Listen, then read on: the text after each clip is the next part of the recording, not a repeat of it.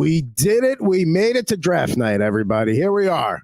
At Ant Rivera 86, at Fuzzy Chris 91. I am at Pucking Thoughts, one of the best lines to be a part of in hockey. It's live draft night. 14 minutes from our inaugural league draft here on Total Hockey Now. Guys, how does it feel to finally be here? It's great. We did, what was it, 10 drafts? 10 Yep. mock drafts, and it's all come down to this. We know the draft order, so that's going to be fun for some of us, and for others may not be, but so excited to be here to do this, and I am multitasking at the moment. The Mets are on. I was hoping that they sweep yesterday. They didn't, so here we are trying to multitask, do the draft, watch a do-or-die game. Got the Mets hockey jersey on. Let's go. So Ant might drop off for some portions of the evening, of course. He's got to maintain what's going on over there at the Subway to Shea podcast and their content over there. Big night for the Mets here. Nothing, top of the third. Can't really say more than that. Don't want to get in trouble. Chris Murray not happy with the draft order, which I'm going to have flashing down there on the bottom of the screen. And, some of the team names will change as the season goes on. I know I like to name one after my team after somebody that's on my team.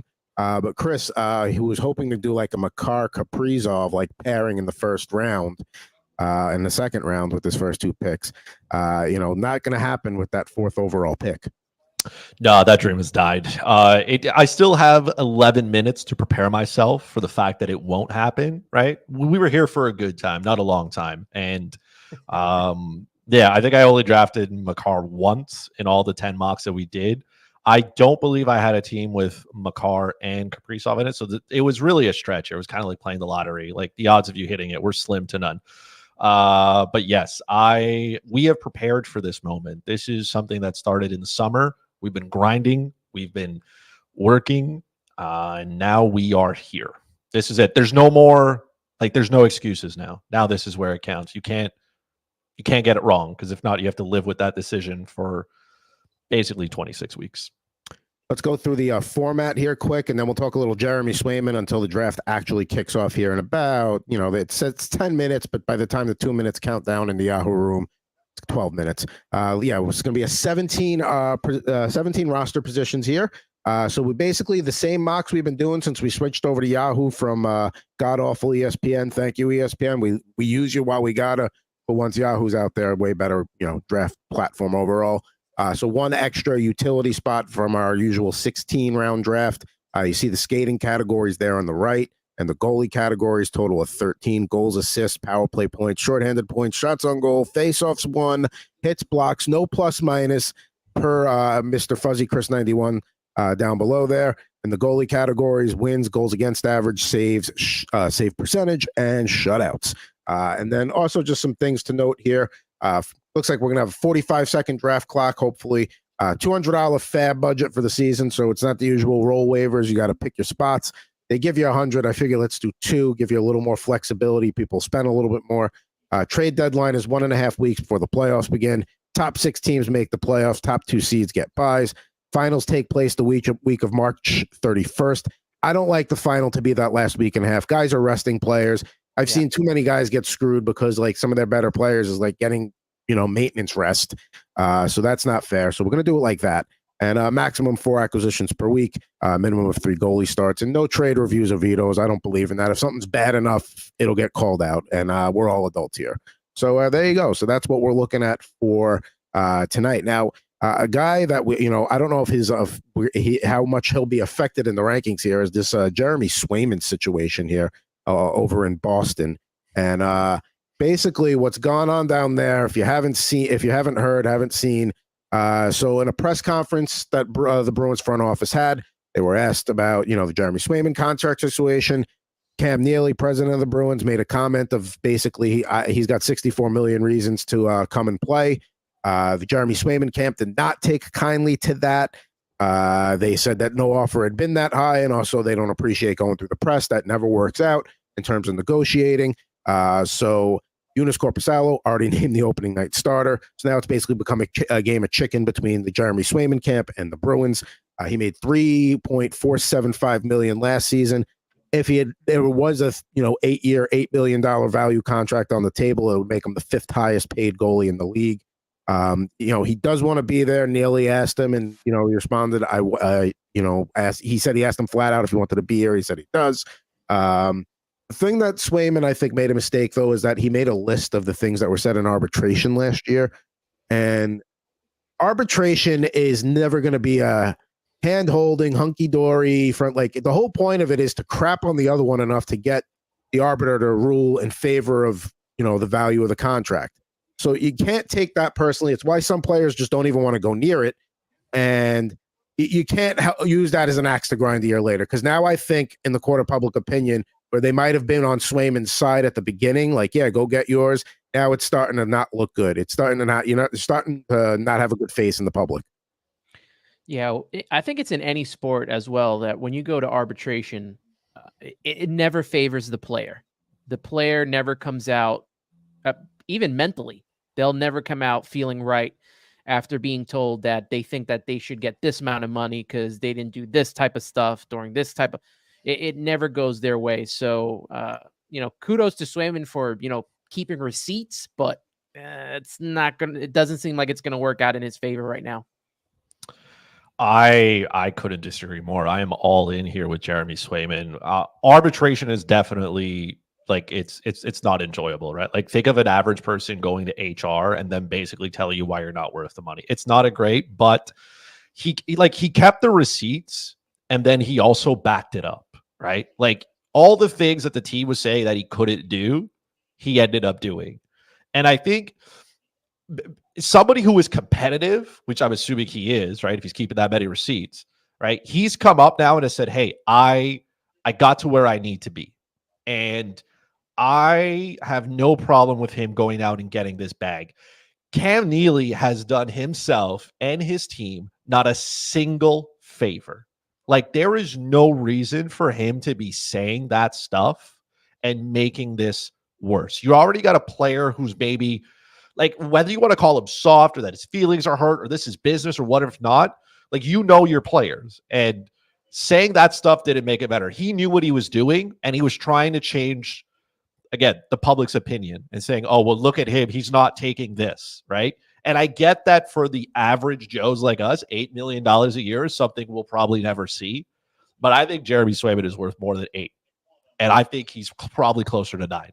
And I think he should sit here and make the Bruins think about it, because they have not made it easy for him. He does not owe them a single thing. Stretch this out.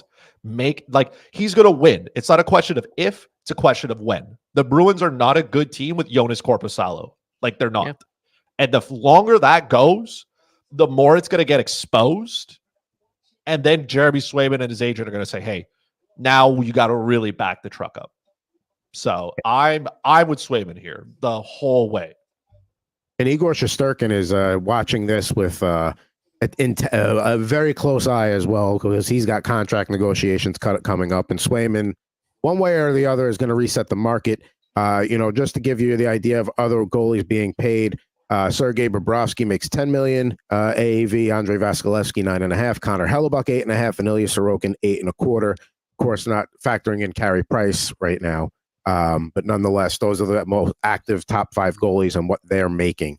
The one thing that can hurt Swayman, though, and I forget, what reporter said they had talked to like a former player who would, as long as he kept names out of it, he could tell the story that basically, like, players are all for the goalie, for the other players getting paid. Like, yeah, go get yours in the summer and in the off season and even in training camp. But once the regular season comes around, the vibe goes from go get yours to we need you here, man. Because like you pointed out, Jonas Korpisalo is not a 1A goalie. He's a guy, he's fine as a backup to Swayman.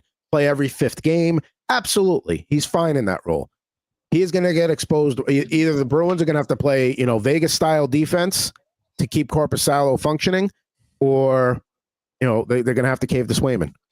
Yeah, that's not Swayman's problem. I'm sorry, but that sounds like a Boston Bruin problem. Like, you figure it out. You traded Linus Ullmark knowing you didn't have Jeremy Swayman signed. You have done nothing to help. Like, Cam Neely should have just not said a word. He has made this exceptionally hard for his team to sign Swayman now. And I get that maybe it can be a distraction and other players wish it would get solved, but this is a case of saying, hey, go out, get what is yours. And if the team didn't do a good enough job to have the next guy on board, that's a team problem. That's not Jeremy Swayman's problem. His job is to get the money and get as much as he is worth. And he knows what his value is. And the problem is probably all the little things that have accumulated, all those little micro anger, right? Maybe he would have taken $8 million if this relationship was all, smooth and hand holding and a lot better than what is, than Cam Neely basically just coming out spitting numbers, which apparently was not the number either, because his agent said we never got to that number. So somebody's lying and it's Cam Neely. So all these little microaggressions have probably really put Swayman to say, you know what? I'm not giving you an inch.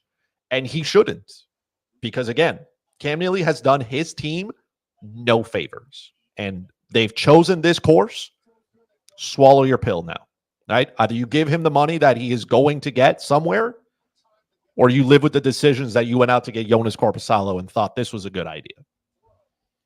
It's going to be interesting to see how it unfolds here. Boston opening up the regular season real soon. They already announced Korpisalo is the opening night starter. And even if Swayman and the Bruins came to a contract tomorrow, he's still got to get back to game shape a little bit. It's not like he's going to be out there game number 2. It might be at least a few games before they get him out there as the starter, depending upon what kind of shape he's staying in. But even so, nothing prepares you for game speed like, being at actual practice with your team. We got about a minute and change here before the draft kicks off.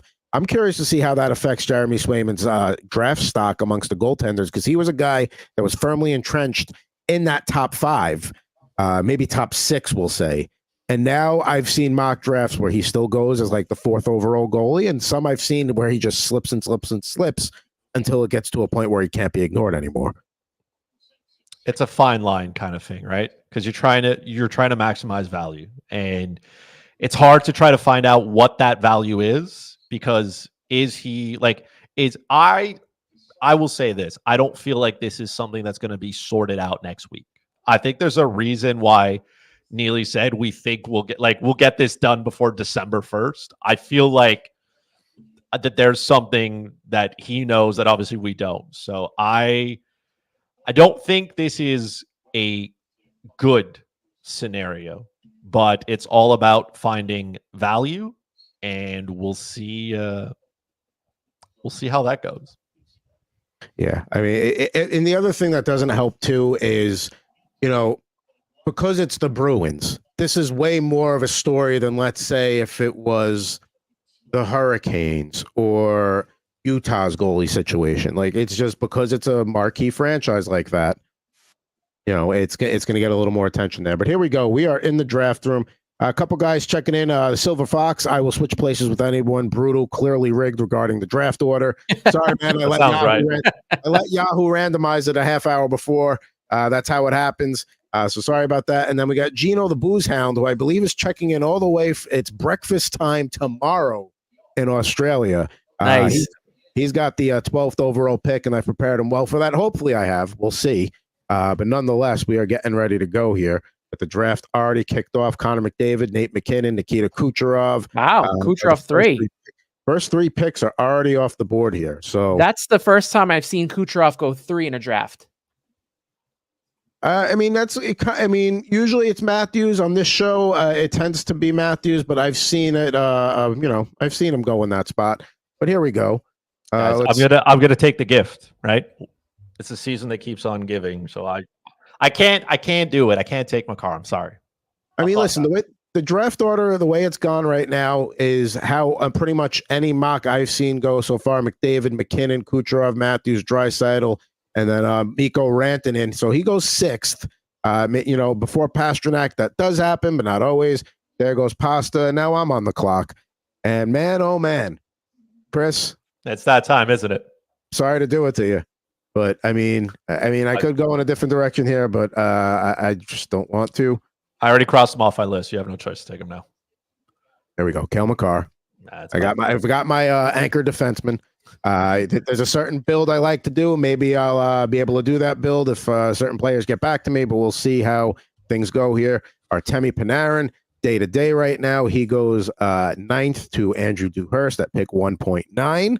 So far, no real big moves, nothing outside the box, nothing crazy here. Ant is on the clock here. Luckily, the Mets game out of commercial, so this convenient timing for him. This is the first time I think in this draft this guy's come to me, and I'm going to take him. JT Miller. Very nice.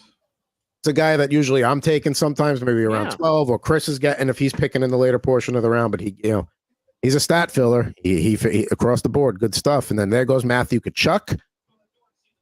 That is a good pick. So yeah, I mean, listen, I know Silver Fox not thrilled with his draft position, but nonetheless, he could do worse than Matthew Tkachuk at 111, and coming up and making another pick here after we have the turn. I'm glad, Adam, that you spent all those mock drafts not taking defensemen early, and that's the core. I feel like you've grown. You know what it is? We've watched you develop. I do a lot more on my phone at night, before I fall asleep. I'll do a few on the phone. And in those, I tend to get the defenseman. But just whenever, for the 10 that we were here, like 9 times it didn't happen. So there goes Kaprizov, which, no surprise there. Gene taking him. He's already in the team name. So we'll see who he picks here to open round 2 as he closes round 1 with Kirill the Thrill.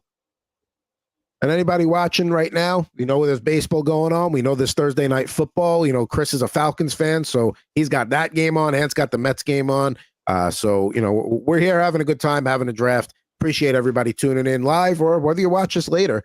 And we'll be posting updates on each week here on Total Hockey Now once the fantasy hockey season gets going. And there goes Brady Tkachuk.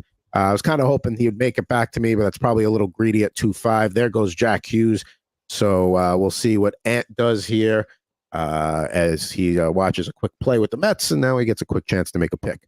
So Silver Fox, Tkachuk, and Hughes, not too shabby for being unhappy with the draft position. Gene gets Kaprizov and Tkachuk. Ant's going to add Roman Josi to JT Miller. And here comes Andrew Hurst, who cannot be here tonight.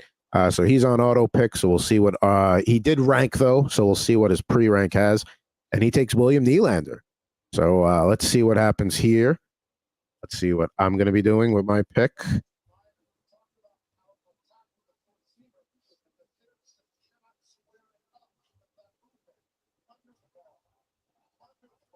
All righty. All right.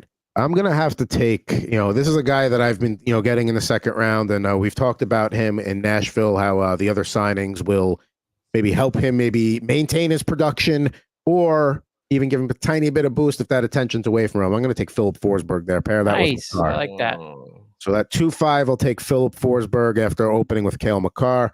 And now, did you just fart on the clock? Hell of a team name there. And he goes Quinn Hughes, who's a guy that I, usually if I get a forward in the first round, like a Brady Tkachuk or somebody like that, then I'm looking at a Quinn Hughes in the second round on the way back. Kind of had to flip it around this time. But there we go. So 3 defensemen are off the board already: Makar, Josi, and Hughes. And Jake Ottinger, first goalie off the board to Wally Geis to pair with Mikko Rantanen. So we'll see what happens here. We got Bros before Ahos. Great team name. Leon Draisaitl at 1.5 in the first round. See what he pairs him with here with his second pick at 2.8. And there goes Zach Hyman. That was a guy I was also considering. But I like Forsberg, and I think maybe Hyman has the high. I don't know. It was close. I could have gone either way. And the fact that he was the next left wing to go, that just tells me it was one or the other. And maybe Forsberg goes there if I take Hyman. Now we have Chris on the clock here. Got Austin Matthews at 1.4 in the first round.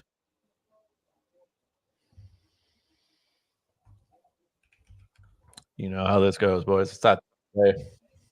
So is he going to go yeah, he goes Rasmus Dahlin. I figured, you could have maybe rolled the dice and gotten a defenseman at 3, but that would be the way I would do it. And we've done 10 mock drafts. If there's anything I've learned is that everybody knows what I'm doing. I'm playing poker with one hand, with one card turned here. Adam's going to give you that advice on the defense. You better take it. Yeah. This I'm not waiting. I know how this goes. I've been here long enough. So Chris Wassel on the clock now. He took Nikita Kucherov at 1.3. So we'll see what happens here at 2.10. And then to round out the first round will be TBD and Wags. So he gets Elias Pettersson there to go with Kucherov. So 2 strong wingers there. Oh, Pedersen has center eligibility as well. And there goes Evan Bouchard to pair with Nathan McKinnon. I see that a lot in 10 or 12 team leagues. McKinnon, Bouchard, way the draft works out, because McKinnon pretty much goes number 2 in every draft. And then after McDavid goes Sidney Crosby. So 2 of the best Canadian hockey players of the last 30 or so years. And we'll see what Josh does here to complete the turn after wrapping up round 2 with Sidney Crosby and now opening round 3. What a Wags pick that is to take Crosby. Silver Fox, jealous of your Rasmus Dahlin pick there, Chris. So, for once you're making other people jealous and you're not like pounding your fist at other people sniping you. And there goes Jake Gensel. So a guy that maybe Chris was considering at 3-4. I know he's a fan of Gensel off the board there. Wags with the really strong top 2 centers and left wing to start with TBD here on the clock with pick 3-2. He took McDavid and then a current Pittsburgh Penguin and a former Pittsburgh Penguin. You love to see it.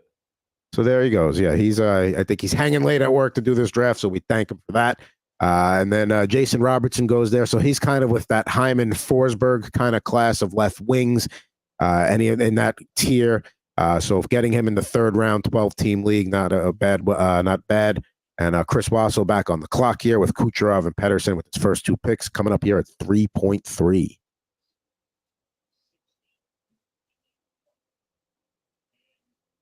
And let's see, Igor Shesterkin. So our second goalie off the board after Jake Ottinger went at 2.7.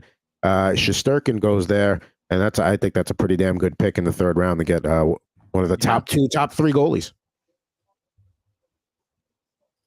Now, Chris gets Connor Hellebuck, so are we going to see a sea of purple here coming up with 3 of the top 5 goalies, we'll say, off the board?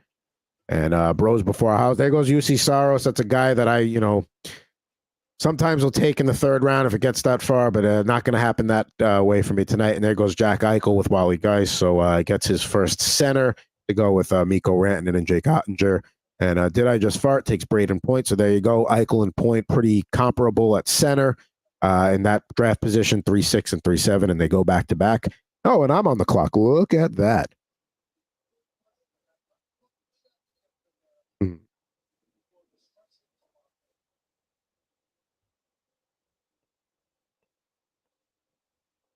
I don't want to wait any longer on a goalie.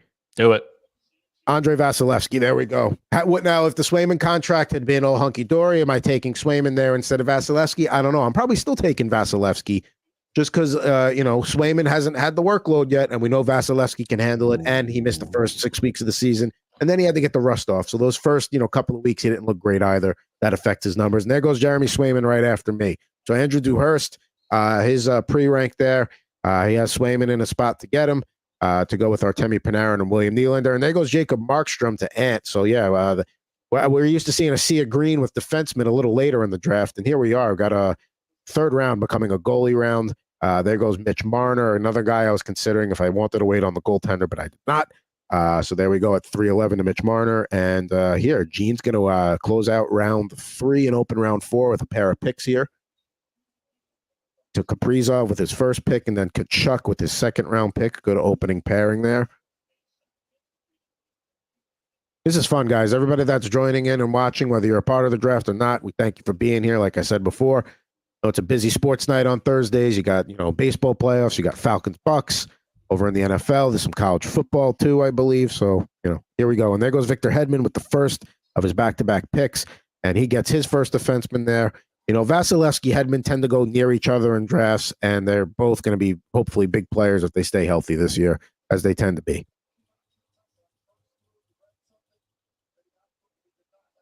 This is probably one of the best nights for sports in general. Thursday's a good night for it. I mean, I'm in a Thursday night hockey league. I actually have an off week this week, so that adds to it too.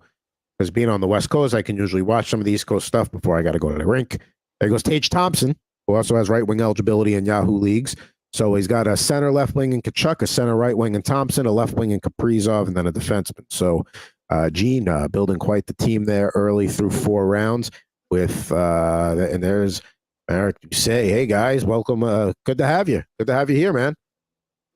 And there goes Connor Bedard. So that's the first. We're wondering where he was going to go. We've talked about that in previous episodes of Total Hockey Now, and he goes at pick 4.2.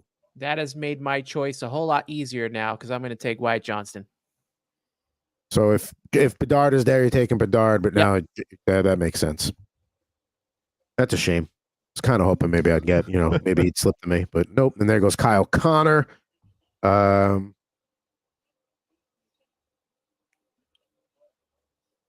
got a pick to make here. There's a couple of different directions I can go, but you know what? I like to make sure I have an anchor center here, and I don't have that yet with Forsberg, Makar, and Vasilevsky. Sebastian Aho, no problem with him at pick 4.5 and 41st overall. I wonder if Bros before Ajos is upset now. Yeah, right. You ruined it for him. I mean, he could take the defenseman Aho with his last pick. You're off to a bad start here, Adam. You took Makar, now you took Aho. It's just not working. Listen, I could be nice in mock drafts, but this is the real deal here. There's no niceties here. So after my pick of Aho at 4.5, Sam Reinert goes at 4.6. to Did You Just Fart, along with Braden Point and Quinn Hughes and David Pasternak. And I'm glad he changed his team name to that because I have to say that multiple times tonight. And there goes Steven Stamkos with center left wing eligibility there. So first left wing there for Wally Geis. So Wally Geis, his pre-ranked team doing pretty good though. Marek, he says, coming in late, thoughts on Habs injuries and Bruins deal with their goaltender. We did talk about Swayman. You could scroll back to about the 5-minute mark for that later on. But Chris can give his thoughts on the Habs injuries here after he makes his upcoming pick. Timo Meier going at 4.8. That is a pretty good pick there because he's probably going to have more goals and assists than he did last year. And he's a guy that gets a ton of hits. And he'll get a bunch of power play points. So guy that maybe if the draft had gone differently or I had a different position, I would have liked to have ended up with. But unfortunately, just not in the cards tonight. Chris takes Sasha Barkov. So there we go. He's going to miss probably about 10 to 12 games every year, but still rock solid otherwise. So that 4.9, there goes Fuzzy Chris with Hellebuck, Rasmus Dahlin, and Austin Matthews. So he's got his two centers at down the middle pretty strong. Marek wanted to know about the Habs injuries, Chris, if you want to give a quick take on that. It's you're a tortured Habs fan when you hear that a player's out for 2 to 3 months and you go, oh, thank God. It's just, I don't know, man. We got to sacrifice something. The David Reinbacher injury is obviously tough. I don't think anybody expected him to make the squad out of training camp, but injuries happen and he could have been called up. I guess the line A news is best case scenario here. It's 2 to 3 months. No surgery. He elected not to get the surgery as well. So that means that he listened to enough professionals, decided rehab is going to be good enough, doesn't end his season. But I just don't know anymore what has to be done. There's something in the water here. We need to sacrifice something to save him. Absolutely, with line A best case scenario, because that looked like that could have been a season ender before it started. And the Martin St. Louis press conference were like, hey, the first goal was to get him excited and happy about coming to the rink again, and we did that. And how great that was, but how awful it is at the same time. And now that happened, so man, St. Louis is a hell of a coach. I mean, I'd skate through a wall for that guy. We're talking hockey coaches, so we're not going to run through walls. We're going to skate through walls. Let's keep the analogies appropriate. Just to recap on the picks here. Since Chris took Barkov at 4.9, Vinny Trocheck goes at 4.10 to Chris Wassel, Andrei Svechnikov at 4.11, Adrian Kempe at 4.12 to close out the 4th round, and then Adam Fox to open the 5th round to Josh Wagner. So, everybody's putting together some strong teams. There goes Dougie Hamilton at 5.2, Tim Stutzla at 3 to Wassel, and then Stu Skinner. So Chris gets the first guy to get 2 goalies here on his team. We'll see how that affects an upcoming run with Bros before Aho's on the clock, who took Timo Meier the previous round. Figured I'd lock up my goaltending situation now, kind of get that settled, see if we'll find some value later on in the draft. That does concern me a little bit because we got to see how the run goes, because we're at that point with the goalies was only maybe a few more before now, then you have to wait. Yeah, you're really in a bind when you're in those middle rounds and you really don't get that snake at the corner ends there to make the double pick there. And the goalies could just go. Same with the defensemen. It's a big difference here. Have to guard against that as well there. And like we said, there goes Bobrovsky. So a Saros-Bobrovsky combo for Bros before Ahos. Dobson, while he gets his first defenseman off the board there, and he's also an Islander fan, so happy for him. I'm on the clock here after Chris Kreider goes at pick 5.7, and I'm at pick 5.6, excuse me. So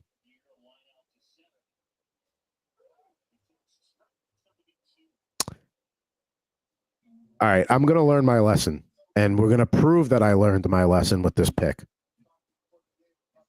You did. Because there's a couple of ways I could have gone, and I know what would have happened if I went in one of the other directions. I've got two really good top two defensemen. Happy with that. And yes, now I won't get burned on the blue line again. We've come so far. Thank you. I mean, that's all about growth over an off season, right? That's what you're supposed to do. You're supposed to grow from the previous season to the next. Here we are.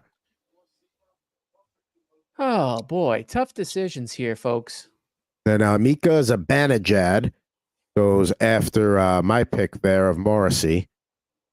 So we'll see what I'm going to do here when it comes back to me because, I mean, if I'm getting this guy in the 5th round, I have to take him, right? Alex Ovechkin. I mean, if he's right there, round 5. For all the reasons we've discussed, over the summer, they're going to feed him the puck more. He's going for the goal record. If he's got one really good season left, this is going to be it. Yeah, listen, in the 5th round, I pick 5'10", why not? And then Jesper Bratt goes right after you, Ovechkin. And Gene on the turn here to close out the 5th round and open up the 6th round. Marek, loving the picks. Appreciate you tuning in, Marek. Here we go. We are about 5 rounds through with, about 12 to go here. Nice pace here, 20 minutes in. We're flying. That's good. That's good. We're okay with that. Let's move this down a little bit. We'll get a little more gray there to fill the clock in. Let's leave it with the 2nd round. So Moritz Seider closes out the 5th round. That's the first of the back-to-back picks for Gene. And then coming back here, we'll see how he opens up round 6. And Steve checking in on the fantasy chat there saying he missed a few rounds. We'll see if he's happy with his team overall. He's got Quinn Hughes, Braden Point, Sam Ryder, and Chris Kreider. So can't be too upset with that. Yeah, that's not too bad at all. Not for missing a few rounds. I'll tell you, if that's what I walk into, I'll be okay with that. And hey, Matt Boldy, I've seen his stock take a hit. Oh, Silver Fox. And Silver Fox takes Charlie McAvoy. Bad boy, Silver Fox. Come on. Oh, man. That's a killer. That would really set you back there, eh? So there's another defenseman you can take that, I probably won't get. I'm going to have no choice. I got to go Miro Heiskanen. There goes Miro Heiskanen. And Matt Boldy, I've seen him take a hit in some, Yahoo mocks because he may miss the start of the season. I think that's crazy. You take him where you take him. So getting him to open the 6th round is still pretty good there. There goes Carter Verhaeghe. And I'm on the clock now, so I got to figure out what I'm going to do with my pick. Gino's got a lot of Minnesota Wild players. I feel like we're long lost brothers from a different time, from a different mock. All right, I got to start increasing my forward presence a little bit more. I focused on a lot of other areas. It's time to get a stud scorer up there. There goes Clayton Keller. He's a guy, and there goes Ilya Sorokin, the pick after mine. So there goes Steve grabbing him with Wally Geis on the clock. I would imagine Wally, being an Islander fan, probably had Sorokin on his pre-rank list and maybe just got sniped. I'm sure I'll hear about it later. Let's see what Wally's if the pre-rank pick is taking that long, probably what happened. And there goes Georgiev. So maybe me waiting on goalies was not a good idea, but we'll see what circles back around here in the next few picks as we start to see a little more purple on there. And there's Chris Wassel on the clock. Time to get beefy, and he's right. This is where drafts are. Championship teams are won or lost. In these middle rounds, this is where you can't miss. And Silver Fox, Anthony McAvoy is my first D. You already have Yossi. We could talk a trade after the draft. So I already got trade chatter in here. Open the league. So there goes back-to-back goalie picks. Joel Eriksson, quality center, getting him at 6'8", Really good pick there. Chris may be a little unhappy with that as he's on the clock here. He's got his 2 goalies in the bank. Got Rasmus Dahlin. Got Austin Matthews, Sasha Barkov. So I'd imagine wing, maybe another defenseman. We'll see. I mean, I didn't want to take him here, but I feel like he's not. Maybe he will come around again. You got another friend, Marek, saying no sniping Chris, please. So somebody rooting for you. Thank you. God, it's not that hard. Somebody has to. It's not coming around. I know he's not. So. And hey, sometimes you got to maybe, reach on a guy. And then when I say reach, maybe just, 8 to 10 picks over ADP if you're not confident that he's going to come back around on the swing. And there goes Nick Suzuki. So he's going to be very strong down the middle. Matthews, Barkov, Suzuki. And hey, with that utility spot, there he goes. He plugs right in there, no problem.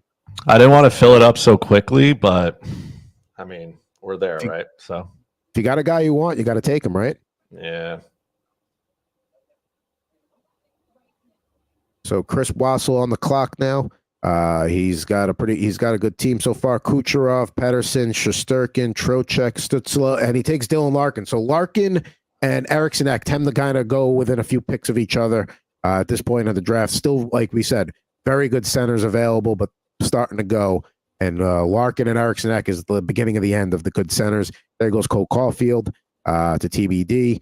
And Josh Wagner's here. He's going to take Mackenzie Weegar as his first pick of the back-to-backs here to close round 6. And 7.1 here coming up takes Alex DeBrincat. So going to get a lot of top-line exposure in Detroit on that top power play unit. There you go. Certainly not a bad way to go. And TBD on the clock here.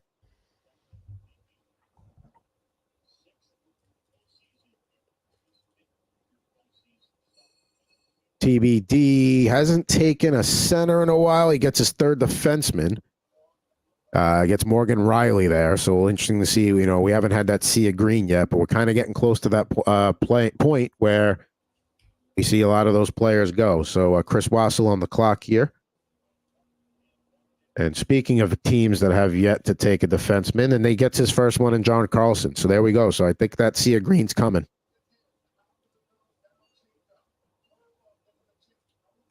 Chris on the clock here. They get Zach Werenski. Rose before Aho's on the clock. No defenseman for him either yet, so we could have a very, very green round here. And there goes Mikhail Sergachev, which, when I took Morrissey, I kind of realized I probably wasn't going to get Sergachev, but I will be honest, if he was still there in 4 picks, I was absolutely going to take him. And so there goes to Bros before Aho's, Freddie Anderson, Ryan Nugent-Hopkins, and I'm on the clock now. So let's see what I'm going to do.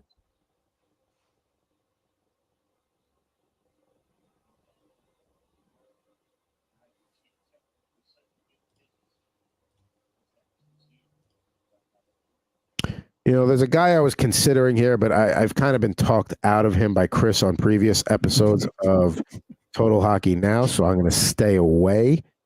I got 10 seconds here. I got to make a decision. I don't like the way centers are going, and I think with him having center and right wing eligibility, give me Seth Jarvis there on that top line in Carolina.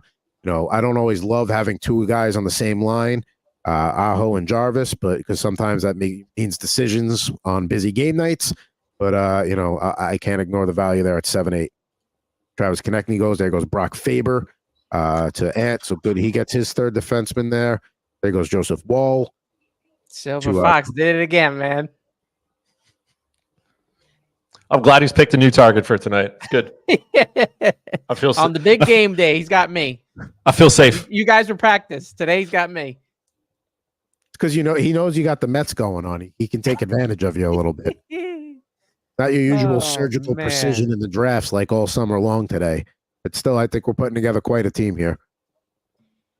That's a strong 3 defensemen right there. See, I have a decision to make coming back here because I have to decide, well, I don't want to tip my hand here, but I got to see how the next few picks go. There goes Owen Tippett. So that's the way we close round 7 with Gene. And let's see here who he opens up round 8 with. is fun, guys. We are about 45 minutes in here. We're just shy of the halfway point of the draft. Opened up the show talking some Jeremy Swayman as we watch along with the Mets and Anthony here.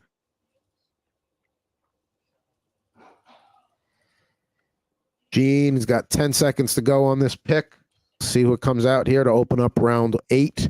I'm a few picks away. I've got a decision to make, and there goes Nico Hischier, and that's a tough one to lose. But so Silver Fox just decides to get the Maple Leafs goaltending crease. He's going to own that handcuff there, and we've talked about handcuffs with Wall's injury history and Stolar's coming in as the backup. Certainly not a bad way to go. That's ballsy. I like it. I know we've had a lot of conversations about this guy, but since I have JT Miller, I think I'm going to stack him up with Brock Besser. Okay. So Anthony becoming a Canucks fan here. Yeah. Right before our very eyes. Top line. Literally from one end of America to the other side of Canada. You love to see it. So I am on the clock now. Let's see what I got to do here. Centers are starting to go. Got to keep that in mind. All right. I'm going to do this, and I hope it doesn't come back to bite me, but if I've truly learned my lesson, I want to prove that I've learned my lesson. So now I've got 3 really good defensemen. There goes Gus Nyquist, Jonathan Marchessault, and Bros before Aho's on the clock here. So no real sea of green so far yet, but scattered throughout these last, we'll say, 3.5 rounds, 4 rounds. Coming up on pick 8.8.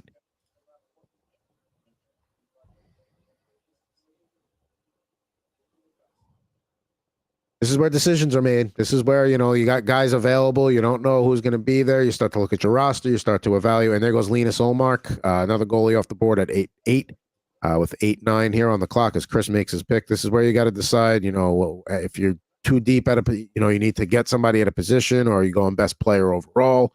Yeah. You guys just left me Kevin Fiala like 5 I thought about him there, but I wanted that defense. I did too. I did too. I guess. But the tempting top line with JT Miller was too much for me to resist. Jerry Slafkovsky goes there at 8-11 after Ukko-Pekka Luukkonen. Take that, Chris. So you took Fiala, but it cost you Slav. And there goes Aiden Hill to close round 8. Josh Wagner. He's about to Slav make, was on my list, though. He was part of it. But the upside of Kevin Fiala, the only thing Kevin Fiala doesn't do is hit. So we got 9-1 coming up here, and once we're halfway through this round, we are halfway through the draft. Wags is looking for Tristan Jerry on the list. Scroll all the way down, Wags. There goes Matthew Barzal.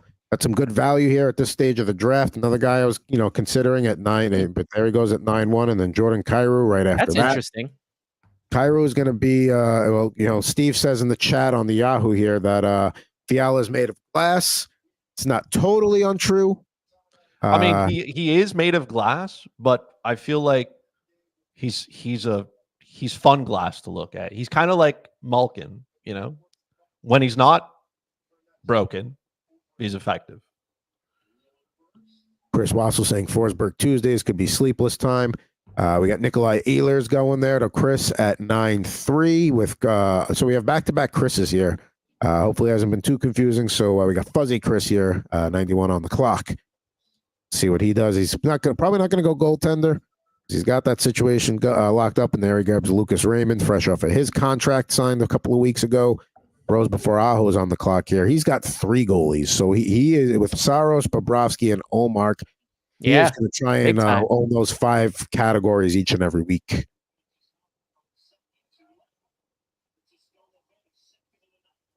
There goes Alex Tuck, Noah Hannafin, and I am 1 pick away.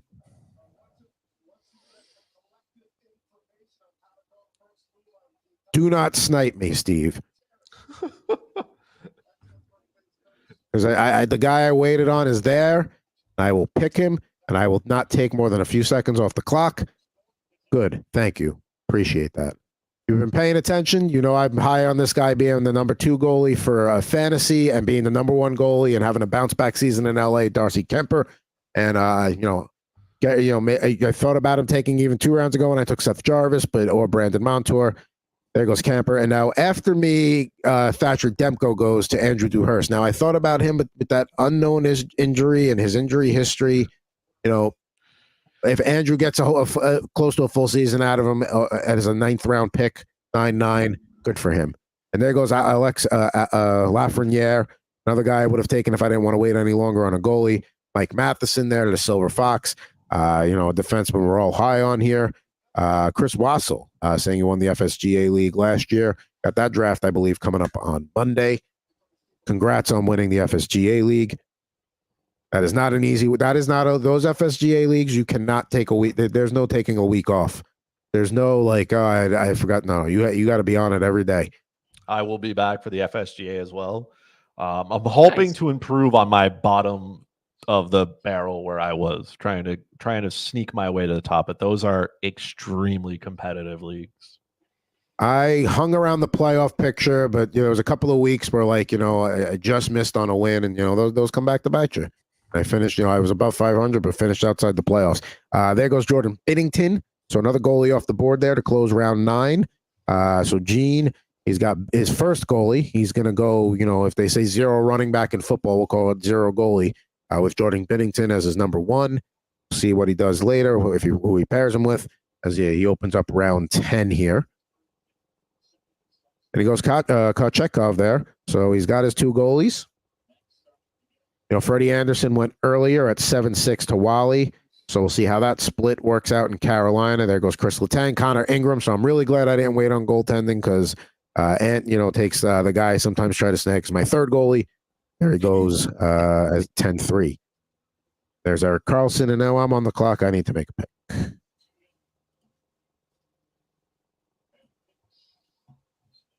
Face-offs matter in this league, and there's other guys that maybe have a higher ADP, but he does get a ton of assists. He wins a bunch of face-offs, and I could deal with his lack of hits because of his high number of face-off wins.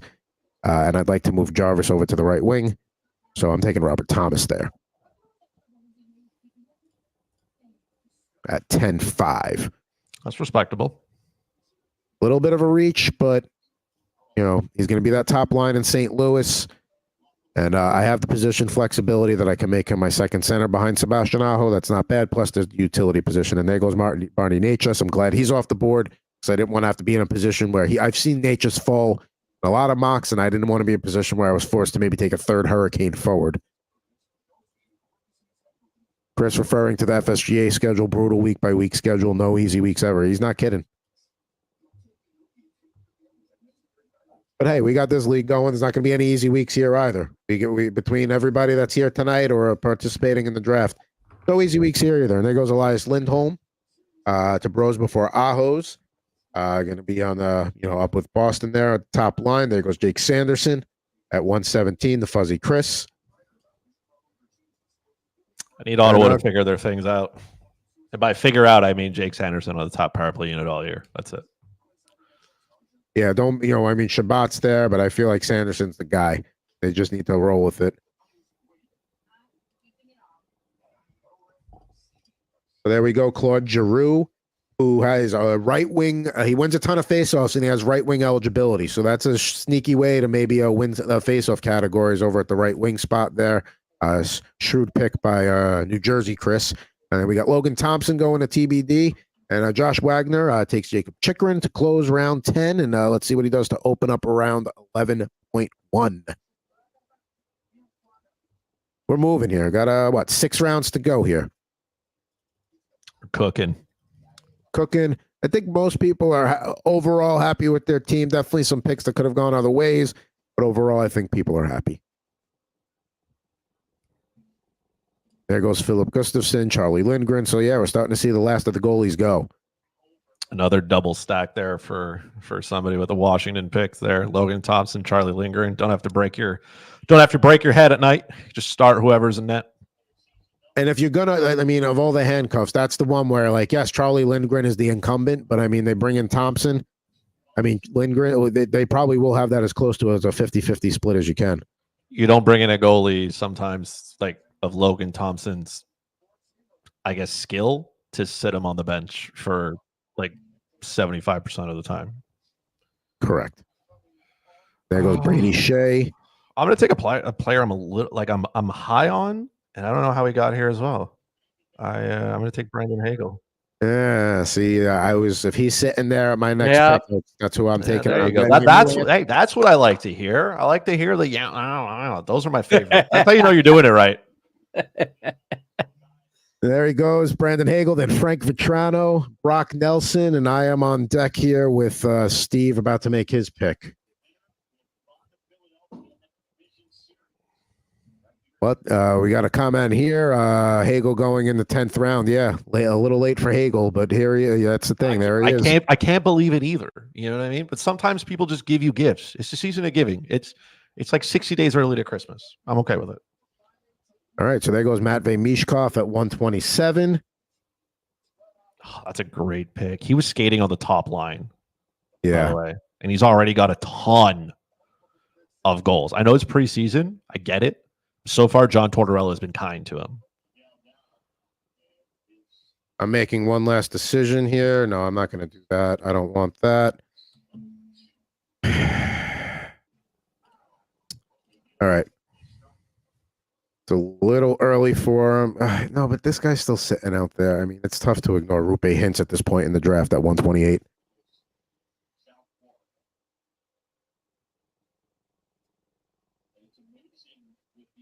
There's another center I was considering there too. It was a little too early to take him, and I probably won't get him now, but that's fine. And there he is, Tomas Hertl. So That's maybe good, I could have taken him there. It was a good pick, but I just couldn't ignore Hintz anymore. Yep. But Hertl was the other guy I was considering, and they gets him at 130. And Mark Scheifele. So a little bit of a center run in this round. 1, 2, 3, 4, 5 centers as we come up on pick 11, 12 here. See what Gene does. He's pretty strong down the middle. Let's see what Gene's got here. He's got Brady Tkachuk, Tage Thompson, and Nico Hischier as center eligible players.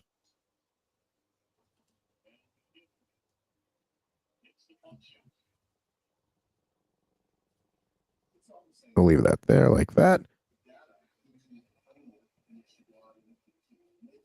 We got Moto Desi weighing in, depending what the categories are. I always aim to sacrifice one category throughout the season. Now, normally that's plus minus for me, but we've decided to not include plus minus in this league. So, you know, we'll have to see how my roster shakes out and which category that I'm going to be like, all right, that's the one that I ended up not doing so well in, and I'm just not going to worry about that one. For me, it's always shorthanded points. Like, it's such a random category. Some of the guys who kill penalties are not maybe high-end players, or just it's so random. That, or if you're like Chris, that's too easy. I guess it would be face-offs one. Like, I feel like that's just one of those where it's you're either in or you're out with face-offs. That's what it basically boils down to. Like, Connor McDavid doesn't take a ton of face-offs because Leon Draisaitl sometimes is on his wing. So you're like, that doesn't hurt Connor McDavid's value. It's just not, you know what I mean? I can find a guy who's taken a lot of defensive face-offs somewhere on the wire. There goes Jeff Skinner. Justin Falk to close out rounds, to open round 12, I should say. I like that pick. I don't like that he's not available for me. And there goes Thomas Harley. So my turn to pick now. And, you know, this is right about it as ADP. And I'm kind of high on him this year. Should get some top power play time there in Vancouver in the top 6, and he gets you hits. Mr. Jake DeBrusk. And I needed some more wing. I needed some more wings anyway. I got a bunch of centers. I needed a little more on the wing there. There goes Radko Gudas, Devin Taves. Devin Taves going a little late. He usually goes a little bit earlier than that. Radko Gudas to stack the one category. Yeah, I mean, one way you can go with defensemen is just take a bunch that get hits and blocks, and that's going to be your source, and you can potentially win that way, win those categories if you get the right guys. Not every defenseman's a unicorn that's going to rack up hits, block shots, points, goals, power play points. That some guys are just not built like that. Yeah, I mean, that's kind of why I like Sergachev and why, you know, he's a guy that once I took Morrissey, I kind of was like, all right, fine, I guess I'm not getting him, but that's how it goes. So Bros before Ahos, clock winding down here, and he takes Dylan Guenther. Like that pick, just signed a big deal. Utah's going to expect him to score and be a big part of that top 6 with Fuzzy Chris on the clock here. Takes Brandon Hagel in the last round, 11-4. Motor Desi said, couldn't believe he went in the 10th round. Chris Wassel says he's got some power play concerns there. Certainly, we'll see how that shakes out with Tampa because they are getting used to a little bit of a new lineup. Obviously, Stamkos gone, Gensel in.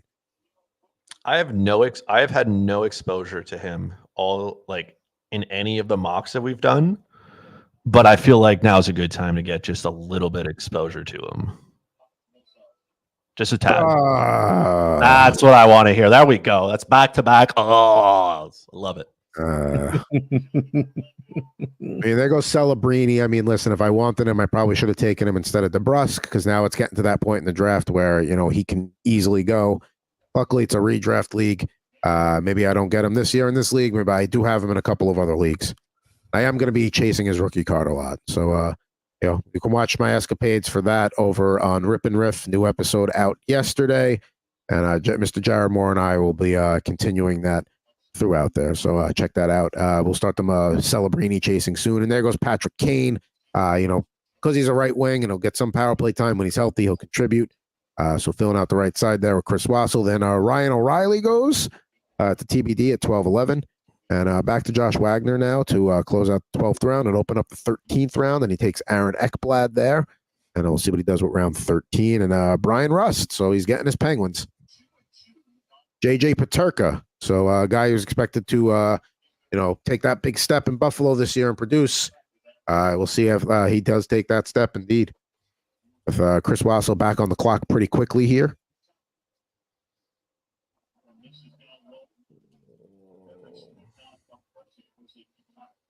Nothing. Bottom of the 6th, Mets Brewers game here, in case you were wondering. Ant is doing a fantastic job of maintaining his emotions while still drafting what is a very tense game.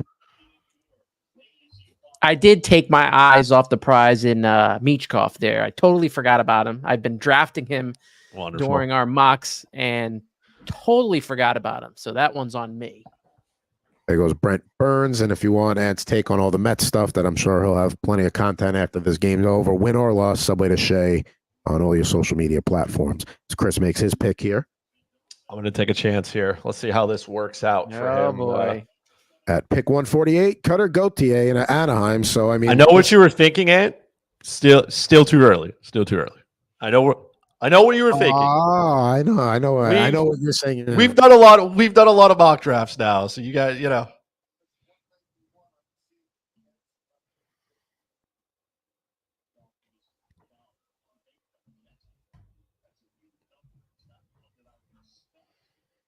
All right, so Cutter Gauthier goes Bros before Ajos, takes Boone Jenner. There goes Jamie Benn. And I am on deck here, so Jamie Benn to Wally Geis. I was looking at Jamie Benn because he only has winger designation, but is expected to win like 300 faceoffs. And I was like, okay, but that's the definition of a centerman. Radko Gudas and Chris Tanev. What a pairing. All right, so I'm going to take this guy completely as somebody I'm moving to the IR. After the draft is over, I'll get my quote-unquote fourth defenseman, Luke Hughes, at 13-8. I can certainly deal with that. And there goes Rasmus Anderson. There's always some random defenseman you can find out there. There goes Gus Forsling to Ann at 154. So here's the sea of green, usually coming a little bit later than it normally does. Maybe we backed it off a little bit with the goalies. Maybe the sea of purple took over a little bit earlier. The sea of purple definitely had an effect on the sea of green. There goes Jared McCann, center, left wing eligibility to Silver Fox. Chris Wassel wants to know, do the Mets see the Nightmare Bear? I don't know. Is it still close, though? I haven't heard Ann crying, so I'm assuming it's still... No. We got a ball game here in Milwaukee. Aside from plus minus, what other stat should not be considered? I mean, I've seen leagues that don't do shots on goal. Like Chris said before, shorthanded points can sometimes be such a crapshoot that some leagues just elect to not do it. But everything else, I think, goalies, some leagues will have losses count against you, some won't. But other than that, the rest are pretty standard. For the goalie side, I'll go sometimes with shutouts. It's just so random. Like, it's hard to project how many shutouts. Like, a goalie's going to get. Obviously, if you're a goalie on a better defensive team, like sure, but what didn't like Sorokin have like 5 or something? He didn't have a particularly good year, but I think he still had like 4 or 5 shutouts. And you're like, okay, well, or Tristan. No, sorry, it was also Tristan Jarry. Like he was toilet water, and yet he still had like 5 shutouts or something. So it's so random sometimes. I like the shutout category because if a goalie earns it and he's on your team, sometimes it sucks to lose that way. Lose 1-0 because somebody got a shutout, but I love it, but it's so hard to predict.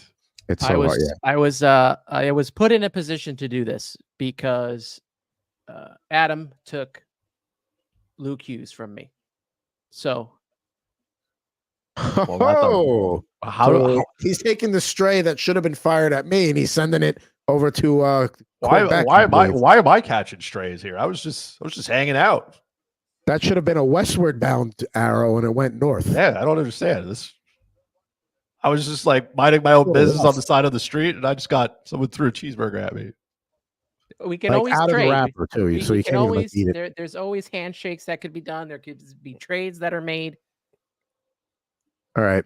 Before we get any later with getting a third goalie. All right, I think this guy is going to take over at some point in Colorado. Screw it. Give me Justice Noonan. That's good. Over Georgiev this season? Yeah. Oh, you're just saying. Oh, okay. Yeah, I think at some point this season. Yeah, because I don't care what happens next year. The stray arrow trick, as Chris Wassel pointed out there. Leo Carlson, that's a pretty good pick there, as he's going to have a much more increased role in Anaheim this year. There goes Neil Pionk. Certainly as a bench or a fourth defenseman, solid move there. Just a couple of rounds to go. At 3.5 rounds to go here. Great pick, Craig. The Silver Fox says Georgiev blows. Now, I was considering Riddick so I can have the Kings goaltending like handcuff, but I think they really think Kemper's going to be a little bit more, it's not going to be a traditional split. I think there will be, it may not be like a 4 out of every 5 split, maybe 3.5 out of every 5, 4 out of 6 in favor of Kemper. I think he'll get enough starts that I can justify not handcuffing there. See a couple more defensemen go, Bowen Byram and Jeremy Lauzon. Chris trying to get the hits going there with Lauzon. I didn't want to, but Lane Hudson wasn't there, so that's unfortunate. And I will say this about Georgiev. Georgiev does blow, but apparently he was an all-star. So he's the modern day Martin Jones, where like he does not make his team better, but he ends up with like wins, and you're like, cool. All right, so there goes Brant Clark, Matt Zuccarello, Joey Decord, Darnell Nurse. Brant Clark, popular pick, rising with Drew Doughty, going to be out for a while there, month to month with him. So Brant Clark. Probably going to take over the Kings power play unit. That's why Justin Falk was a defenseman. I was, trying to grab as my 4 because he's going to run that Blues power play while Torrey Krug is gone. But nonetheless, and Darnell Nurse there is going to get hits. So he gets his power play guy and he gets his hits guy on the blue line there for TBD. Now, Jersey Chris on the clock here with pick 15.3.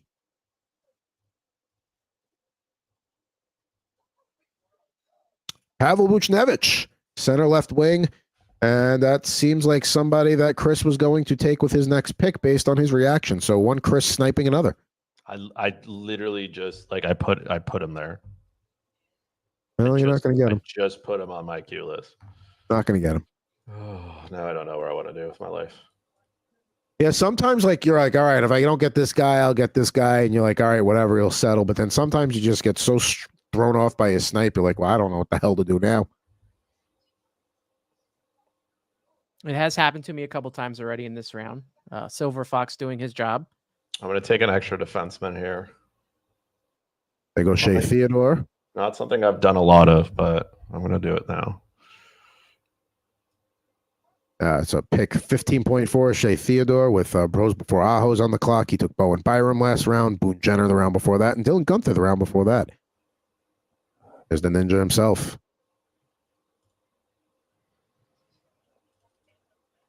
We are closing in here. We are just over. The draft time is about 52 minutes.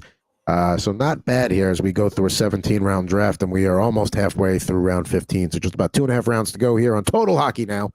You see down there, rate, review, subscribe, give us a follow, give us some love, give us some hate, whatever you're feeling. There goes Mikael Backlund, Jack Quinn, and I'm on the clock here, just like that.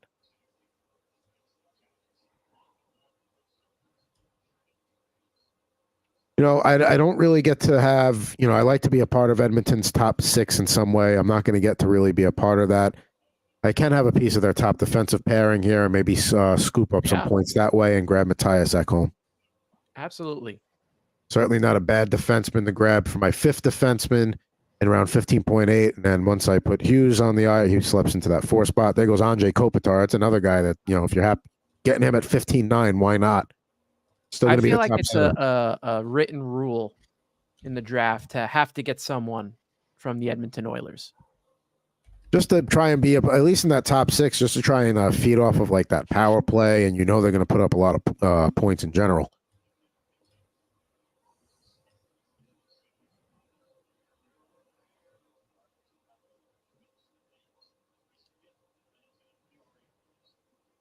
So we got a little over 2 rounds to go here with Ant making his pick. Quentin Byfield. Certainly at this point of the draft, this is where you take your shots. Get the guys that are maybe still sitting around that, you had your eye on. Now's the time to pull the trigger. There goes Martin Papaseal. And now Gene on the clock here to close out round 15 and open round 16.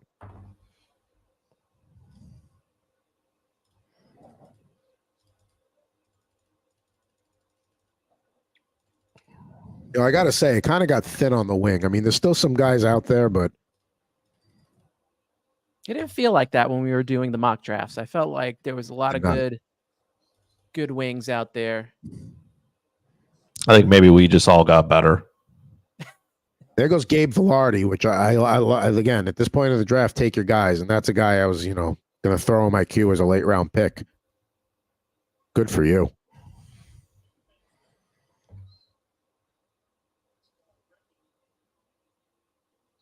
And for the second pick here for Gene, to open round 16, pick 16.1.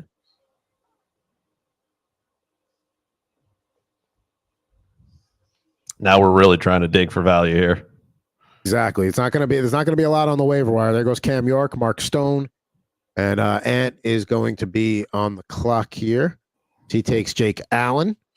So he's going to get the Devils backup goaltender there who should play a fair amount.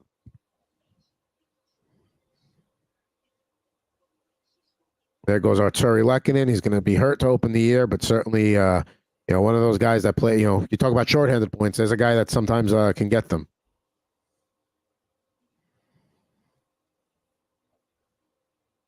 All right. I got a decision to make here. All right. So if I can't have Celebrini, I can at least have part of that top line that's going to play with him and maybe get some points and some easy goals, provide some, guidance. We take Tyler Toffoli. There goes Yaroslav Askarov. So back-to-back Sharks. You don't see that happen too often in fantasy drafts in 2024. There it goes. And Casey Middlestat to Wally. A guy that Colorado can rely on, hopefully, to be a source of secondary scoring outside of the usual cast of characters. Jake Wallman, wow, 3 out of the 4 last picks are Sharks. You don't see that every day, even at this stage of the draft. I want to take a shot here. We're going to take a real shot in the dark. This is the time to do it. And there goes Valery Nichushkin, and hey, who knows what happens with him, and there goes Adam Fantilli. That was a guy that was maybe hoping to swing on the way back or could have possibly taken instead of Toffoli, but, can't always get everybody you want. It's like the Rolling Stones once sang about that, I believe. We are about to go into the last round of the 2024-25 Total Hockey Now Redraft Banger League here, 12-team league.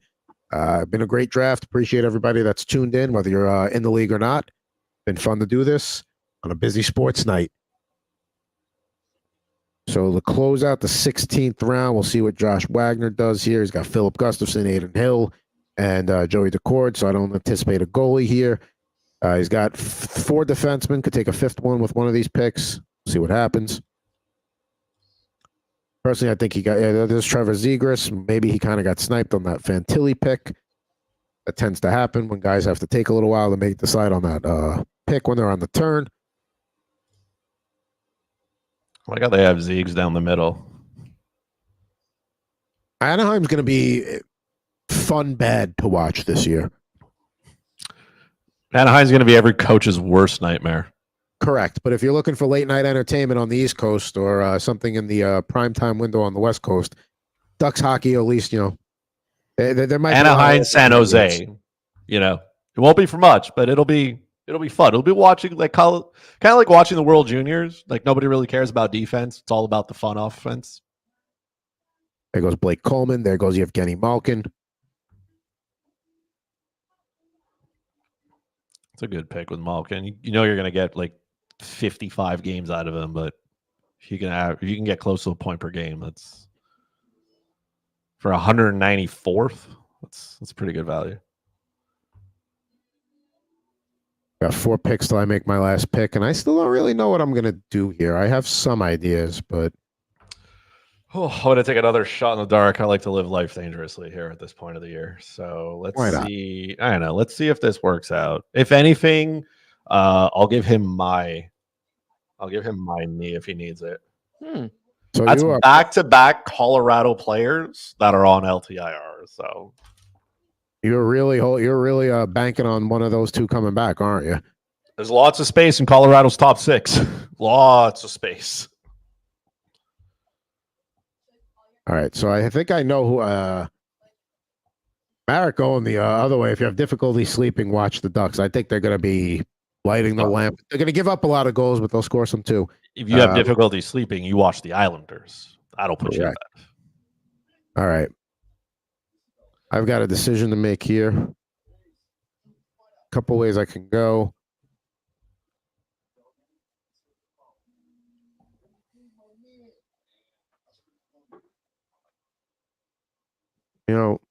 I'm torn between 2 guys here.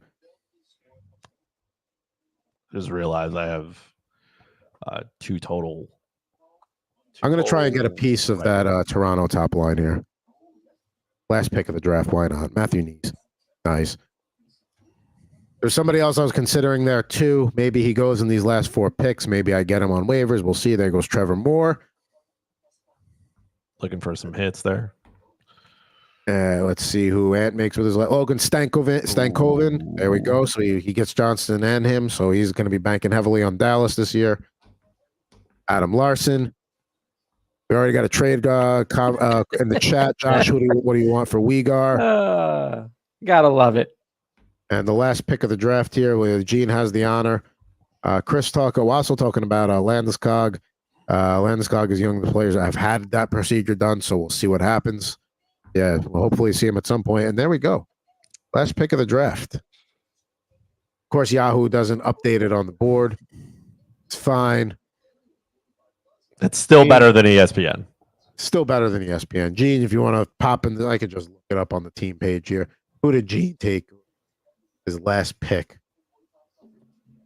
He took Victor Arvidsson, it looks like, with his last pick. Okay. That's good. That's deep. So there we go. So the draft in the books here. He took Arvidsson. He put him in the chat. So there we go. So definitely there's one guy out there I definitely want to go and grab once I get Hughes on the IR plus, and then players will be on a waiver for a day. And there we go. So we always do a little draft recap here. Let's start with Ant while that game is in a commercial. Yeah. Where am I here? So you are on the right. So let's scroll up and get you on the screen. There we go. So let's start with your first pick there, JT Miller. Yeah, JT Miller. I mean, we've talked about him so much during the mock drafts and how big of a player he was. And he was going around this time anyway. So take him at around 10. Went defense, Roman Josi. When you're kind of in that area where you're in the middle. I mean, I'm not totally in the middle, but the snake doesn't really affect me as much. I had to get offense, defense, goalie. And that's why I went Miller, Yossi, Markstrom, Wyatt Johnston. I wasn't going to miss out on this time around. Ovechkin going in the he was left out for a while. So I said, why not? You mentioned they were going to pass him the puck and he's going to be a goal scorer. So I took a chance on that.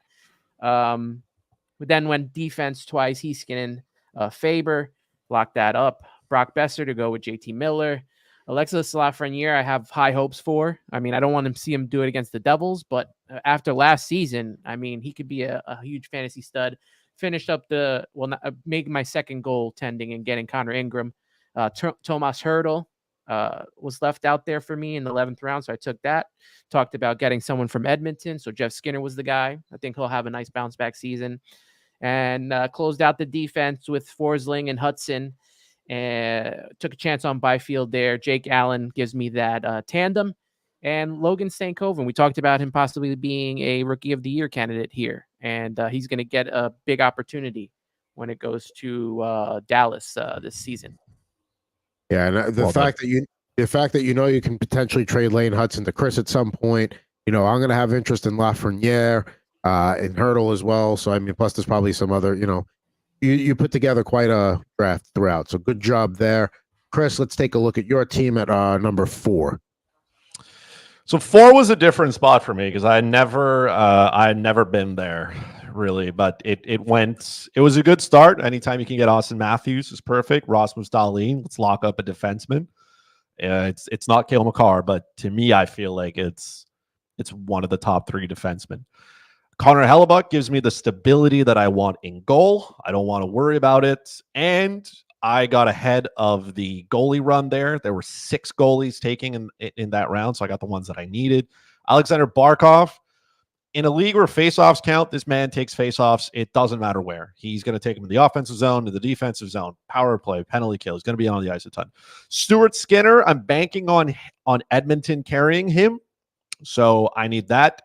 Nick Suzuki, same thing like Barkov, but just, I guess, at a discount. He's going to be all over the ice. He's going to take the important faceoffs. I need it. Zach Werenski, the offense is there. He's on a team where nobody's going to push him on the blue line. He needs to stay healthy, right? Speaking of a glass house, Kevin Fiala.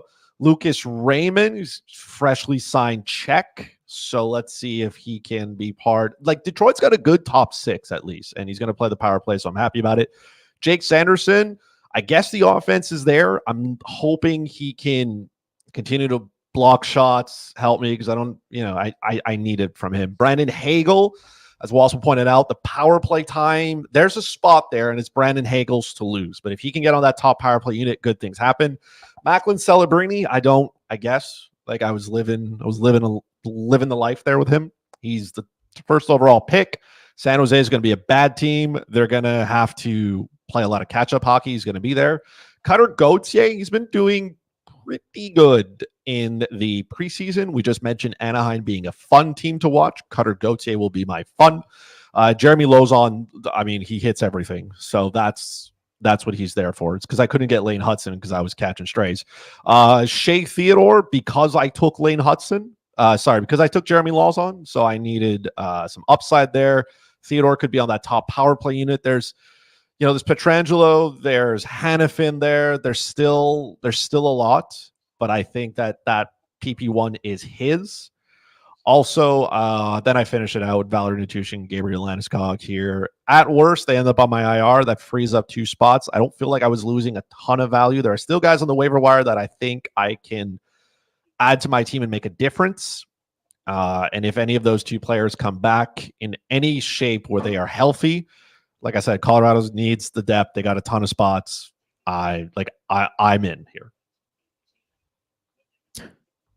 All right. So there's Chris's team. Let's go through my team here, and then we'll get to the question here of rate everyone's last pick. Marek Doucette, good luck with you guys with teams. Great picks. Let's see here. So with Cale Makar. I could have maybe taken a JT Miller or Brady Tkachuk and got Quinn Hughes the other side, but just too tough to pass Makar up. Then I get Philip Forsberg in the second round, so I get an anchored forward, I get an anchored defenseman, I get Vasilevsky in round 3, get my crease already anchored pretty well. Sebastian Aho, love him at center. I'm happy through 4 rounds here. I learned my lesson. Make sure I get Morrissey at 5th, Clayton Keller at 6th. So I get a good left wing, and then he's a good left wing, right wing. Jarvis, I kind of took as a value pick there. He's got the center right wing eligibility, gets hits, he's going to be a fixture in that top 6 in Carolina. This is maybe where instead of taking Montour, I got a little too greedy with the defenseman because I do find myself a little thinner on the wing than I would like. Whereas maybe I grab a Fiala there that I was thinking about, and that, maybe my left and right wing situation is a little bit better. So that's maybe one area that I could have gone a little bit differently. Then Darcy Kemper, round 8. I talked about him before. We got I'm open to trade. Well, believe me, we'll be talking. Don't worry. Then we got Robert Thomas. So Darcy Kemper, I talked about before why I'm big on him as a fantasy goalie 2. Why not? Robert Thomas there and Rupe Hintz, getting some quality centers there in rounds 10 and 11 back to back. Like I said, at this point, I'm starting to chase wingers. So I get Jake DeBrusk, who should, hopefully be a 30-30 guy. Probably not much more than that, but get your hits and power play points. Luke Hughes, like I said, I can, IR him at least to start the year, or IR plus him. And then when he comes back, hopefully I reap the benefits of getting him in the 13th round. As Craig pointed out before, Justice Anunin, I love the pick there in the 14th round. I think he's going to take over for Georgiev at some point this season, and then get Matthias Ekholm to be my 5th defenseman, or the guy that's going to slip in while Hughes is on the IR. And then Toffoli and Knees, again, chasing those wings late. Not much out there at that point. Lehkonen, a guy I probably would have taken had he not gone right before me, so good pick there by Dewhurst. But I'll take Toffoli, get a little piece of that San Jose top line, and Celebrini, if he's an assist machine, Toffoli should reap some benefits there. Matthew Knees, nice part of the top line in Toronto. It's hits. Should hopefully just get some points by association there. So, State of Survival wants to know, rate everyone's last pick. So, let's go. So, we know Victor Arvidsson, that last pick there for Gene, part of Edmonton top 6, going to play on a line with Draisaitl. Sure. Adam Larson there for Craig. It's going to get you hits. It's going to get you blocks. It's going to get you a lot of hits. Ant takes Logan Stankoven. You heard what he said earlier, and he's going to be expected to take a big step forward this year, so that could be a tremendous value at round 17. For more, another guy, that was, at that point in the draft looking at wings. He's on the 3rd line with the Kings, does play on one of the power play units, and he's usually the first guy to move up if somebody gets injured. I explained my nice pick. Tyler Bertuzzi, Chicago's going to have somebody get points from Bedard, and they're going to feed off of that. Whether he's on the line with them or not, or power play, no problem with that. Pavel Zacha, Thomas Shabbat, and then Chris talked about why he went with those 2 Avalanche picks there at the end. And Malkin and Coleman, certainly, I don't have a problem with any of these picks in the last round. Even Cam Talbot, because maybe he emerges as the starter out of that, spider web of goalies that the Detroit Red Wings have right now. Yeah, that is fair. Victor Arvidsson is a good one. I think the upside is there. Nothing wrong with that. Adam Larson, like you said, just picks up hits. Logan Stankoven, great pick, whatever he turns out to be. If he's getting that, if he's getting those top 6 minutes, it's going to be good. Trevor Moore, like you said, guy brings a little bit of physicality. First guy to move up. Matthew Knies kind of feels like a high upside, little risk here. If he's going to play on Toronto's top line, by default, he's going to rack up some points. No power play time, so that does limit his upside. Tyler Bertuzzi is there in Chicago, and Chicago doesn't have much, so good for him. Pavel Zacha exists, so that's fun. Thomas Shabbat is going to log a ton of minutes. As long as he's not on power play 1, because I have Jake Sanderson, then we are all okay. Gabriel Landeskog, literally praying his knee is fine 2 years later. Cool. Cam Talbot, I can't explain it. Probably best that we don't, because who knows what's happening in Detroit there. Evgeny Malkin, right? I feel like that's a great pick because even if he gets hurt, you're going to get some type of value out of him. Blake Coleman wins faceoffs, throws his weight, all that fun stuff. Nothing wrong with that. I think the best one out of that, though, was the Matthew Knies, though, pick. Adam, I'll give you that one. Now, I didn't want to, but I did. I don't want to say who I was considering there because I'm going to try and go get him in waivers. There's another guy there I was considering a little bit similar. Maybe has a little bit more of a special teams situation there where he's got a little more value than Knies. But, listen, just to be a part of that Toronto top line, even if he's not on the power play unit, I'll take him. So there we go. Fellas, we did it. We made it to the finish line here. We did. made it. We got our draft in, got our league set.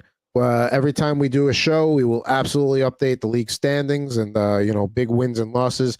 Appreciate everybody that took part in it tonight.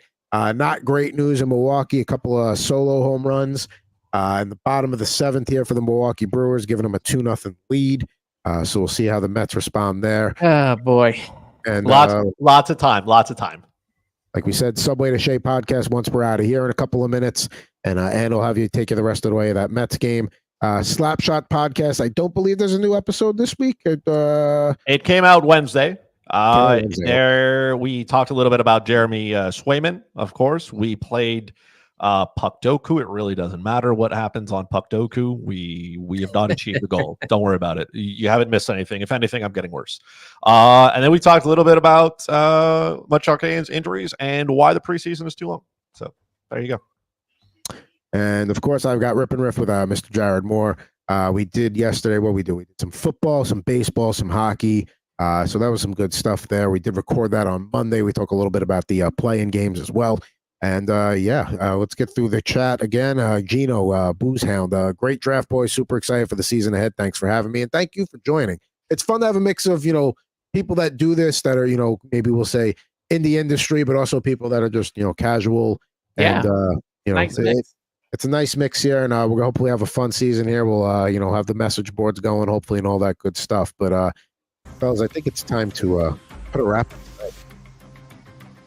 Don't forget, Total Hockey Now. Rate, review, subscribe. YouTube, Twitter, X, Facebook, all that good stuff. Shoot us an email, totalhockeynow@gmail.com as well. Stay in touch with us there. Season's kicking off here. We're going to be live in Europe here tomorrow night for the Sabres or tomorrow afternoon, stateside, for the Sabres and the Devils. Regular season kicks off Tuesday, and we'll be with you throughout the regular season here. But for @AntRivera86 and @FuzzyChris91, I'm @PuckingThoughts Adam Bernard.